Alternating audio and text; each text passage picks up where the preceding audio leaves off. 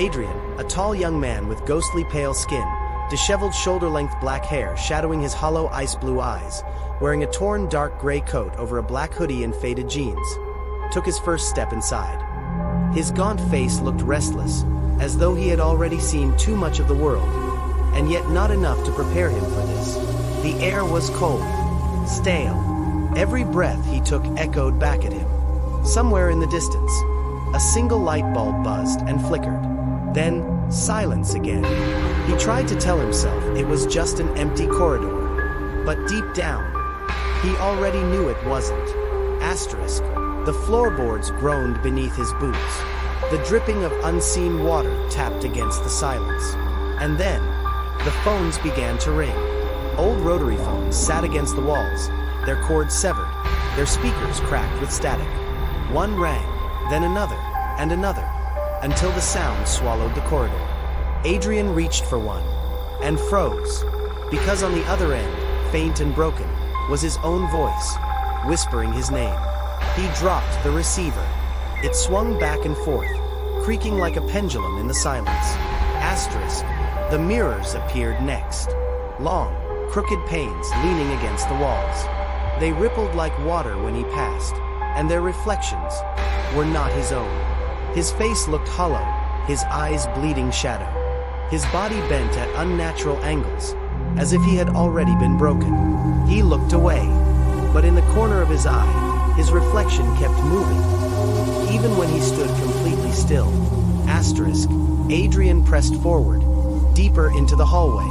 Behind him, footsteps echoed, slow, heavy, matching his every move. He spun around. Nothing. The corridor behind was empty, but the sound did not stop.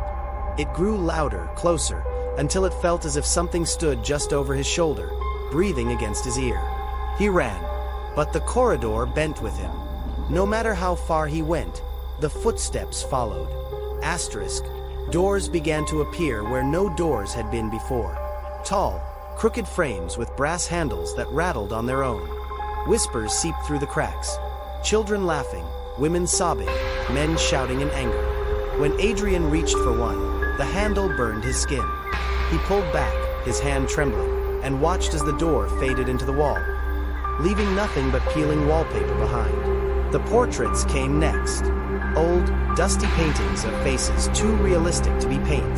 Their eyes followed him. Their lips seemed to curl. And when he looked closer, every frame showed Adrian himself, dead, in a dozen different ways. Asterisk. Asterisk. The corridor was no longer still. The ceiling dripped with black liquid that hissed as it touched the floor.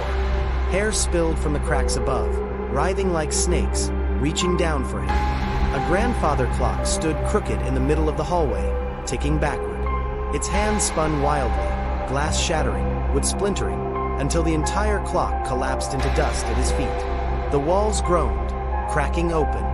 From inside, pale hands pressed outward, stretching the wallpaper until it split. Faces pushed through, silent mouths screaming, eyes bulging with rage. Adrian staggered back, his heart pounding. The wall was alive. Asterisk. The fog thickened, rolling low across the floor, hiding the edges of the corridor. Shapes shifted within it. Children with hollow eyes whispered his name in unison. Dolls with broken faces swung from invisible strings. And at the end of the hallway, a faceless figure stood, tilting its head too far, bones snapping as it bent toward him. Adrian's hollow eyes widened, but he could not move. The fog crawled higher, wrapping around his legs, pulling him closer to the figure that waited in the dark. Asterisk. Asterisk.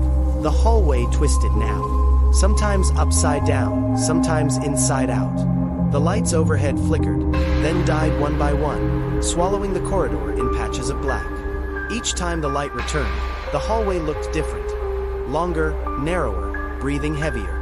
Adrian kept walking, because behind him, there was no way back. The corridor erased itself, sealing every path.